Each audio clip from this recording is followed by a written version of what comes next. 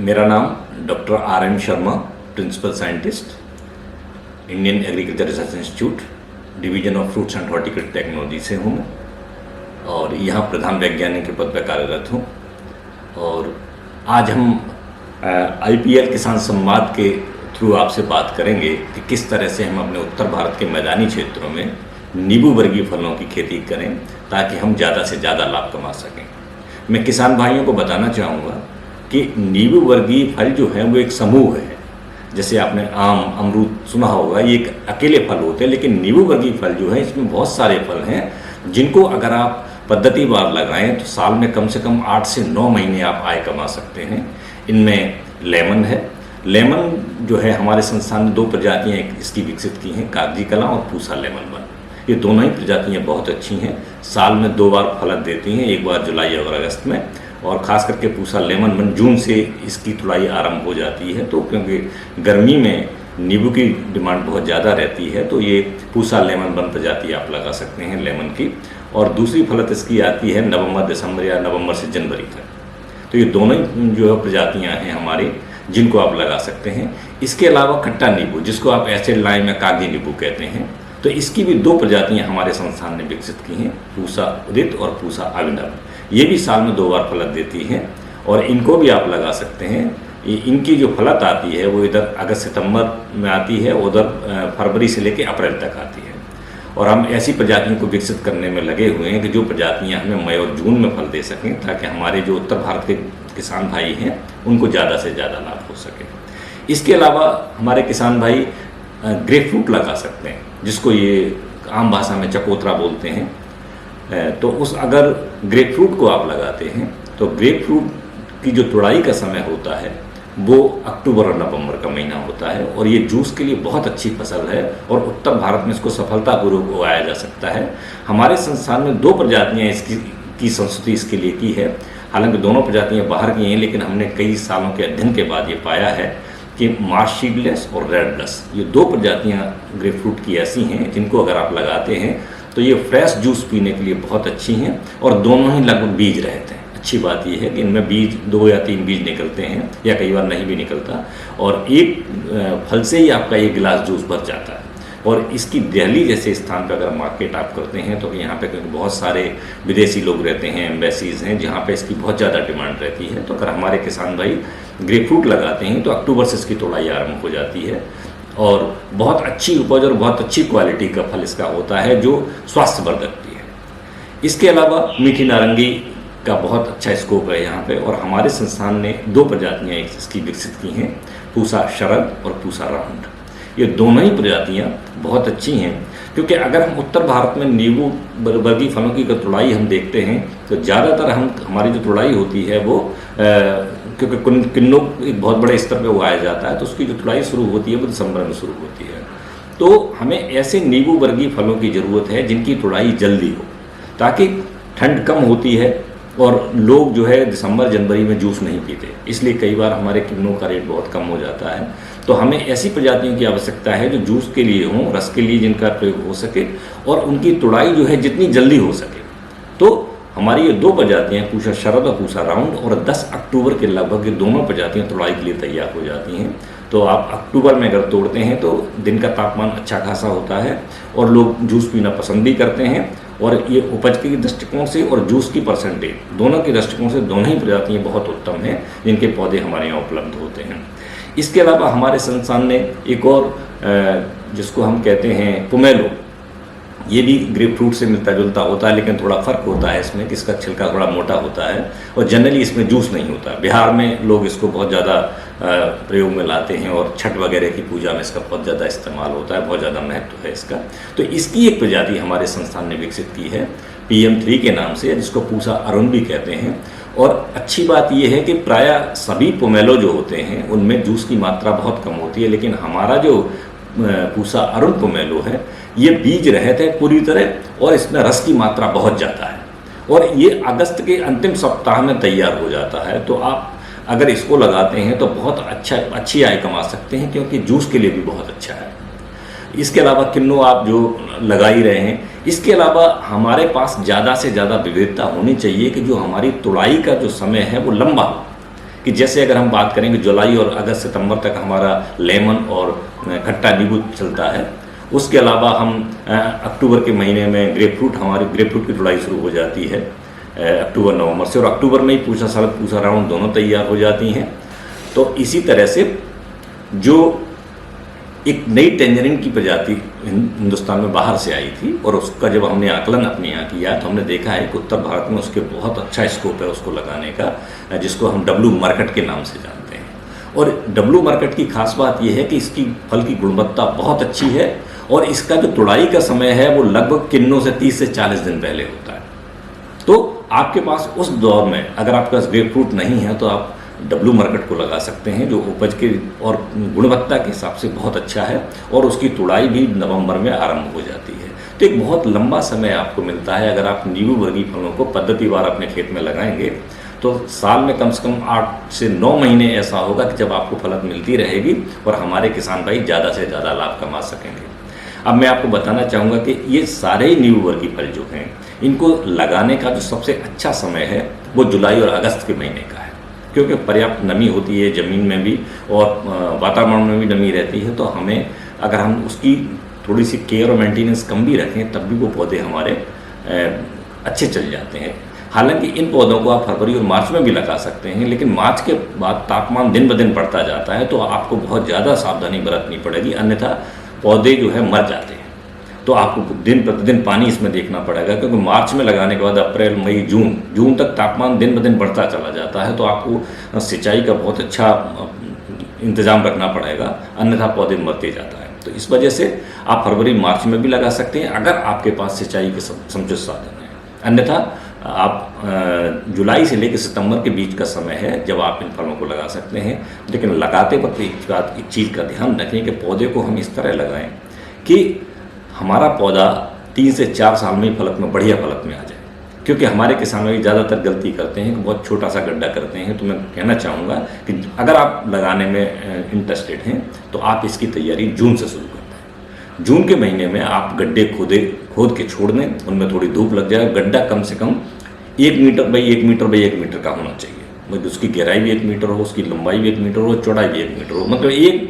घन मीटर का गड्ढा आप खोद के कम से कम 15 दिन उसको धूप में खुला छोड़ दें। तो उसमें जो भी अंदर फंगस, कीड़े या जो भी समस्याएं हैं वो अपने आप खत्म हो जाएंगी धूप से। और उसके बाद उस मिट्टी में जो आपने बाहर खोद के डाली है, थोड़ी मिट्टी उसमें से हटा दें और कम से कम 40 से 50 किलोग्राम बढ़िया सड़ी हुई गोबर की खाद लें, या आप बर्मी कंपोस्ट भी ले सकते हैं। बर्मी कंपोस्ट ले रहे हैं तो थोड़ी मात्रा उसकी कम रखें, और उसमें उस गोबर की खाद को या जो भी ऑर्गेनिक मैन्योर आप यूज़ कर रहे हैं उसको अच्छी तरह मिला के और उस गड्ढे को भर दें। अगर आप देखते हैं कि वह दीमक का प्रकोप बहुत ज़्यादा है तो आप गड्ढे की मिट्टी और गड्ढे को क्लोरपाइरीफॉस नामक दवाई से 2 से 2.5 ml प्रति लीटर पानी में घोल के गड्ढे को उपचारित कर सकते हैं और मिट्टी को भी उपचारित कर सकते हैं। उसके बाद उसको भरें। साथ ही ये ध्यान रहे कि जो भी आप ऑर्गेनिक मैन्योर यूज़ कर रहे हैं, चाहे गोबर की खाद हो या बर्मी कंपोस्ट हो, वो पूरी तरह से सड़ा होना चाहिए। अगर वो सड़ा नहीं होगा तो उसमें दूसरे कीड़े जो हैं वो पैदा हो जाएंगे और वो एक आगे चल के गंभीर समस्या आपके सामने होगी। तो लगाने से पहले का जो होमवर्क है वो बहुत आवश्यक है। आप किसी पौधे को लगाने से पूर्व आप किसी विशेषज्ञ से ज़रूर बात करें कि हम इसको कैसे लगाएं, और अगर इस पद्धति से अगर जब आप पौधा लगाएंगे तो मैं आपसे दावा करता हूं कि 3 साल में वो पौधा कम से कम 3 मीटर का हो जाएगा, 2.5-3 मीटर का, और तीसरे साल हम उसको फलक में ले आते हैं और आपको अच्छी उपज मिलनी आरंभ हो जाती है। उससे पहले अगर फूल उस पर खिलते हैं तो आप उसको तोड़ दें। साथ ही साथ क्योंकि अगर आप प्योदी पौधे ले रहे हैं, कलमी पौधे ले रहे हैं, तो इस बात का ध्यान रखें कि जो जहाँ पर बड या ग्राफ्ट आपने कर रखा है उसके नीचे से कोई शकर नहीं निकलना चाहिए, क्योंकि ये बहुत बड़ी समस्या है कि अगर ऐसा होता है तो पहले साल तो आपको जो सांकुड़ डाली आपने लगाई है उससे फल मिलेगा, और फिर उसके बाद क्या होगा कि मूल ग्रंथ से जो शाखा नीचे से निकल जाएंगी और आप ध्यान नहीं देंगे तो क्या होगा कि वो आपका जो ओरिजिनल पौधा है वो मर जाएगा और उसकी जड़ जो है चल पड़ेगी, और फिर आपको वो जो खट्टी में उसको खट्टी पे हम ग्राफ्ट करते हैं तो वो खट्टी के फल आपको मिलने आरंभ हो जाएंगे और आपको बड़ा नुकसान हो सकता है। तो इस बात का ध्यान रखें कि जो प्योंद है जहाँ उसके नीचे से कोई भी शाखा नहीं निकलनी चाहिए। जैसे ही वो निकलती है उसको आप तोड़ दें। उसके बाद जब पौधा आपको लगाना है तो पौधा जिस दिन आप लगाएं या जहाँ से नर्सरी से उठा के ला रहे हैं उसी दिन उसका रोपण होना चाहिए, क्योंकि गड्ढा आपने पहले भर दिया है और गड्ढे के बीच में थोड़ी सी जगह बनाएं, और अगर वो पॉलीथीन बैग में हो तो उसकी पॉलीथीन बैग ब्लेड से काट के हटा दें और गड्ढे के बीचों बीच उसको लगा दें और उसको अच्छी तरह मिट्टी में दबा के, ध्यान रहे कि जहाँ कलम है वो कम से कम 15 सेंटीमीटर आपका ज़मीन से ऊपर रहना चाहिए, वो ज़मीन में अंदर नहीं जाना चाहिए, अन्यथा अगर वो ज़मीन में चला गया तो पौधा आपका वहाँ से मर सकता है। तो प्योंद ऊपर रहे, उसमें प्योंद के नीचे कोई शाखा उसमें ना हो, और अच्छी तरह से उसमें मिट्टी से उसमें दबा दें, और उतना ही दबाएं जितना वो नर्सरी में था, उससे ज़्यादा न दबाएं, और उसके बाद उसमें सिंचाई कर दें। और ऐसा करने से टाइम टू टाइम आप देखते रहें कि उसमें कोई शक्कर तो नहीं निकल रहा, या उसमें पानी की जितनी आवश्यकता है हमें उतनी आवश्यकता में पानी उसको देना है, अन्यथा इसमें फाइटोप्थोरा गलन की समस्या भी बहुत बड़ी समस्या है। तो पानी आपको जितनी आवश्यकता है उतना ही देना है, और सही टाइम पे देना है, क्योंकि पौधा छोटा होता है उस वक्त, और उसकी जो मिट्टी होती है वो ज़मीन की सतह के ऊपर ही होती है। तो आप जो है 5 से 6 लीटर पानी भी अगर आप देते हैं हफ्ते में एक बार, अगर बारिश नहीं हो रही है तो आप देते हैं तो आपका काम चल जाएगा। दूसरी बात, जब पौधे को आपने लगा दिया तो उसके साथ हमें ये ध्यान रखना है कि एक तो मैंने कहा कि जड़ से कोई उसमें शाखा ना निकले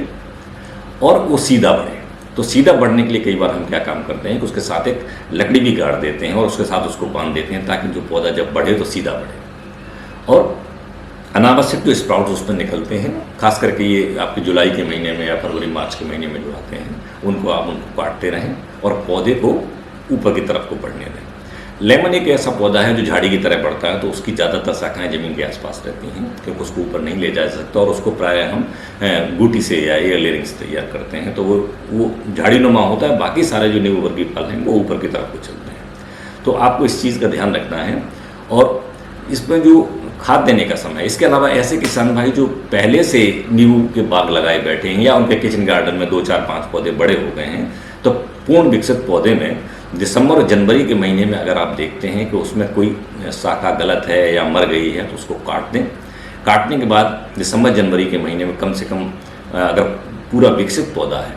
तो कम से कम 30 से 40 किलोग्राम सड़ी हुई अच्छी गोबर की खाद मिला दें, और अनावश्यक भाग जो मर गए हैं कट गए उनकी कटाई करते हैं, जिसको हम प्रूनिंग बोलते हैं। और इसके बाद इस बात का ध्यान रखें कि टाइम टू टाइम देखते रहें कि कहीं तने से कोई गोंद तो नहीं निकल रहा, क्योंकि गोंदार दे दिया जिसको हम गमोसिस कहते हैं, वो बहुत गंभीर समस्या है पूरी दुनिया में नींबू वर्गीय फलों की। तो अगर आप देखते हैं कि उसमें कहीं से गोंद निकल रहा है या पानी जैसा स्पॉट आपको तने पर कहीं नज़र आ रहा है अंदर से,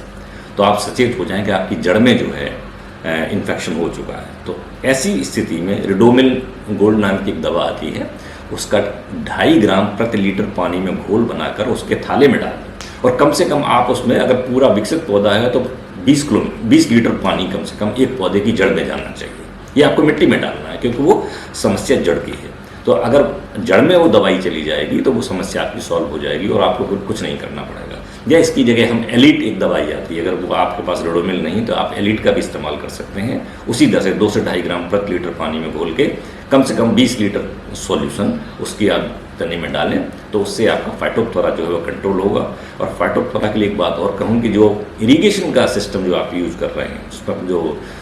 जल प्रबंधन आप करें, उसमें ध्यान रखें कि जो पौधा प्रभावित है उस पौधे का पानी अगले पौधे में नहीं जाना चाहिए, अन्यथा क्योंकि ये मृदा जनित रोग है तो एक पौधे से दूसरे पौधे में भी चला जाता है। तो बेहतर होगा कि या तो आप टपक सिंचाई से लगाएं, अन्यथा जो मेन नाली है आपकी वो 2 पौधों की जो लाइन होती है उसके बीच में रखें और उसको हर पौधे को उस नाली से जोड़ें, ताकि जो पानी लगे वो व्यक्तिगत पौधे में लगे और एक पौधे का पानी दूसरे पौधे में न जाए। तो इससे आप उस बीमारी से पौधों को बचा सकते हैं। और विकसित पौधों में जब फल उस पर लग जाए, क्योंकि आपको कोई भी उर्वरक जो है फल लगने से पहले नहीं डालना है, क्योंकि जड़ सुसुप्त अवस्था में होती है दिसंबर जनवरी में। तो हमारे बहुत सारे किसान भाई जनवरी में ही उसमें फर्टिलाइजर डाल देते हैं या उर्वरक डाल देते हैं। आपको सिर्फ दिसंबर जनवरी में गोबर की खाद या जो भी ऑर्गेनिक मैन्योर है वही डालना है, कार्बनिक खाद कोई डालना है। और जब फल उस पर लग जाए, चने मटर के बराबर हो जाए, उसके बाद मार्च के आखिरी हफ्ते में 600 ग्राम नाइट्रोजन, 400 ग्राम फास्फोरस और 400 ग्राम पोटास, इसको आप प्रति पौधा डालें। बेहतर है कि अगर नाइट्रोजन की मात्रा को आप 2 भाग में डिवाइड कर दें या विभाजित कर दें तो अच्छा रहेगा, क्योंकि फल का जो पेड़ पे जो समय है बहुत लंबा होता है। क्योंकि जितने भी मीठे फल हैं, मौसमी है, किन्नू है, इनमें जो फलत होती है वो मार्च में होती है और इनकी तुड़ाई जो होती है वो अक्टूबर के बाद होती है। तो बहुत लंबा समय पेड़ पर रहना होता है। तो अगर आप नाइट्रोजन की एक मात्रा बाद में देते हैं जो है रेनी सीजन के बाद, तो वो आपको फ़ायदा पहुंचाएगी, क्योंकि यूरिया जो है, जो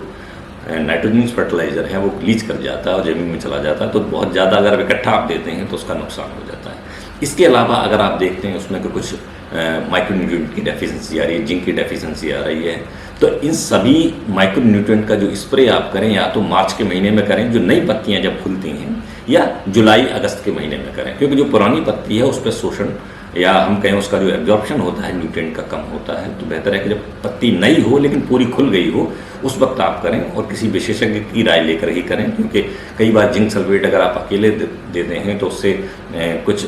अम्लता बढ़ती है और कई बार जो है पत्तियाँ जल भी जाती हैं। और पानी का विशेष ध्यान रखें, क्योंकि पानी में अगर लवण है तो एक गंभीर समस्या है नींबू वर्गीय फल के लिए, और ऐसी समस्या जहाँ है वहाँ पे आप ध्यान रखें कि म्यूरेट ऑफ पोटाश जैसी जो फर्टिलाइजर उनको न दें, वहाँ पोटेशियम सल्फेट जैसे फर्टिलाइजर्स को दें। इसी के साथ साथ जल प्रबंधन के साथ साथ जो आपके खरपतवार नियंत्रण है वो बहुत आवश्यक है। जैसे फरवरी मार्च के बाद आप उसमें काली पॉलीथीन बिछा सकते हैं, और टपक सिंचाई से आप पानी देते हैं तो उसमें एक तो आपका जो नमी है वो भी संरक्षित रहेगी, और जो खरपतवार हैं अन्यथा आपको मैकेनिकली या फावड़े से या खुरपी से आपको निकालना पड़ेगा, जो कई बार बहुत रिस्की होता है, क्योंकि लेबर को कई बार पता नहीं होता कि कब खुरपी या फावड़ा गहरा लग जाता है तो पौधे की जड़ जो है, क्योंकि इसकी जड़ें ऊपर रहती हैं, तो अगर जड़ उसकी घायल हो जाती है तो कई बार वहीं से फाटक थोड़ा का इन्फेक्शन हो जाता है। तो इन छोटी छोटी बातों का ध्यान रखें, और 2-3 साल तक आप अगर अपने पौधे को पालते हैं तो तीसरे साल उसमें अच्छी फलता आनी शुरू हो जाती है। और क्योंकि ये रस वाले फल हैं तो इसकी मार्केट में डिमांड बहुत ज़्यादा रहती है, और जब से ये आजकल जो कोरोना आया हुआ था पिछले दिनों में देखें तो तब से, क्योंकि विटामिन सी का बहुत अच्छा स्रोत होने की वजह से हमारे बहुत सारे लोग इसको बहुत ज़्यादा खाना पसंद कर रहे हैं, क्योंकि इसमें विटामिन सी जो है वो कोरोना की नियंत्रण में बड़ा अहम रोल प्ले करती है। तो इस तरह से गुणवत्ता के लिहाज से, टेस्ट के लिहाज से और आय के लिहाज से अगर आप नींबू वर्गीय फलों को पद्धतिवार लगाएंगे तो आप बहुत अच्छी आय कमा सकते हैं। और एक बात मैं और कहना चाहूँगा कि जो हमारे किसान भाई नए बाग लगाना चाहते हैं, इनके पास जोत बहुत छोटी है, तो 1-2 साल तक वो उसमें बीच में दालें वाली फसलें भी लगा सकते हैं, जैसे मूंग है, मटर है, चना है, मसूर है ना, और कुछ सब्जी भी लगा सकते हैं, लेकिन बेल वाली या बड़ी भिंडी जैसी कोई सब्जी उसमें न लगाएं, क्योंकि पौधे की जो अपनी कैनोपी है वो खुली रहनी चाहिए, हवा पानी उसमें लगना चाहिए। तो इस बात का ध्यान रखेंगे तो हमारे किसान भाई बहुत अच्छे नींबू वर्गीय फलों के बागवान बन सकते हैं। धन्यवाद।